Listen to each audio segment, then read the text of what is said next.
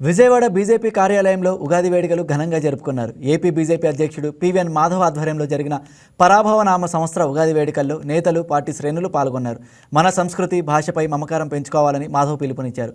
తెలుగు పిలుపులు, సాంప్రదాయాలు క్రమంగా కనుమరుగవుతున్న మాధవ్ ఆంగ్ల భాషతో పాటు తల్లి భాషను గౌరవించడం అవసరమన్నారు. గురు పరంపర సంబంధించిన ఒక గొప్ప వేదభూమి, జ్ఞానభూమిగా మనం కలుసుకుంటాం.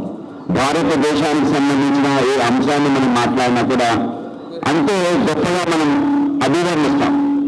కానీ దురదృష్టం ఏమిటంటే సుమారు 1000 సంవత్సరాల పరాధీన పరిపాలన కారణంగా మనవి అనుకునే అంశాల పట్ల మనందరికీ కూడా తక్కువ భావన కలగటం, మనవి అనుకున్నవన్నీ కూడా పుక్కిట పురాణంగా, వాటన్నిటికీ కూడా ఎక్కడొక్కడ శాస్త్రీయత లేదని చెప్పి ఒక అభిప్రాయం. మనకి అనేక రకాల వైషమ్యాలు ఉన్నాయి, మనలో కుల వివక్షత ఉంది, మనలో అంతరానితనం ఉంది.